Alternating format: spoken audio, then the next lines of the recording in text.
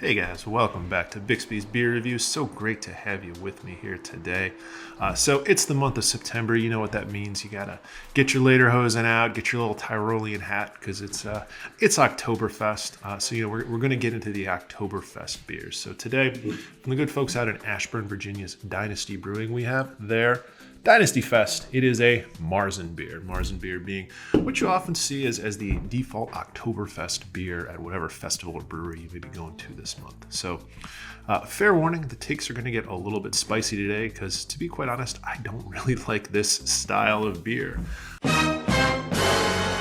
I don't mean to slander any particular brewery, but it's just that I feel like breweries think that you sort of have to make this beer in September and October because people will expect it, but a lot of breweries don't really specialize in lagers. This is an amber lager, and I don't think that they maybe have any particular affection for this style. So again, I've had a lot of Oktoberfest beer in my life, and I think more often than not, I haven't really enjoyed this style. So I'm not saying you shouldn't drink it, but I am saying that I think you should be very judicious about which beer that you do drink.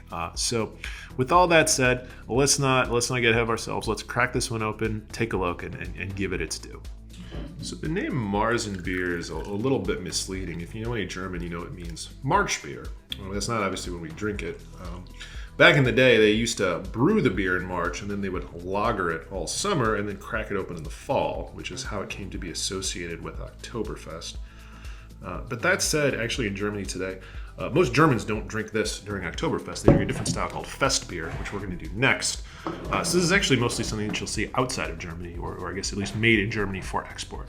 So taking a look, as I said, this is an amber lager, and you'll notice it has this beautiful, slightly orangish, almost copperish type color. You can also see it is a very clear beer, very well lagered, and you can also see very, very effervescent.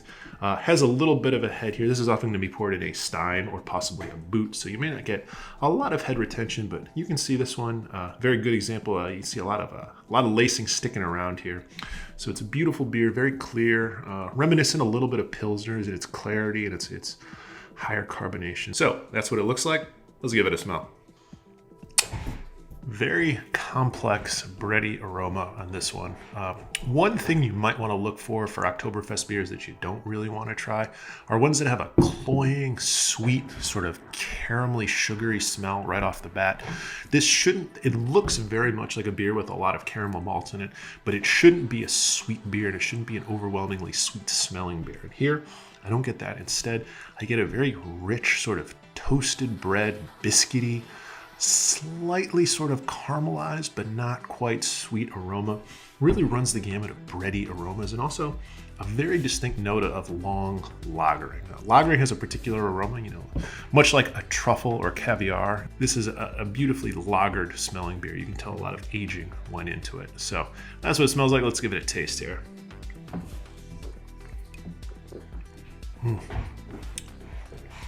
Delicious. I don't mind telling you, I've had Dynasties before, where it's one that I look forward to every year, one I really enjoy.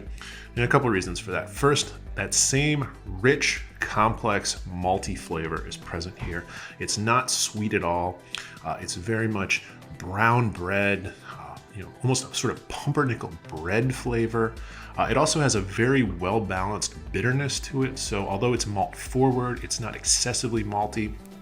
Also has a very nice lagered note to it, just like the aroma. You can tell that it's aged quite a bit. And as I always say, when you get a good aged lager, it really stretches out the malt flavor unless you get all the little details of it. The other thing I really like about this is, despite being a malt forward beer, it finishes very dry and sessionable. Whatever type of Oktoberfest beer you're drinking it should be a beer that you can have, frankly, a lot of. It's a session beer, a beer you want to have outside with your friends and not feel weighed down by. And so many Oktoberfest Marzens, I think, really get tripped up in this. They want to make it full flavored, but they don't end up making it dry enough or highly carbonated enough to make it the type of beer that you drink in something that looks like this. And Dynasty has really nailed that here. So I feel like I could have more than one of these if I was outside during the day. And that's something that I think an Oktoberfest beer has to deliver. So it's that wonderful combination of rich malt flavors, a lack of sweetness, and then a very dry, sessionable finish so you can take another big pull. So like I said, Marzen is not a style that I seek out. I really like the Fest beers, which we're going to do next, which is a lighter lager, or frankly just having a nice Pilsner or a Helles or an export beer, another type of German beer. You don't have to drink Marzen. But if you are going to drink it, you want to look for something that has a fairly high level of carbonation, a drier, sessionable character, and that really plays to the breadier angles of the malt as opposed to the sweeter angles. So if you're looking for a Marzen, that's what I think you should look for. Thanks for joining me here today. Really enjoyed sharing this particular Marzen beer with you.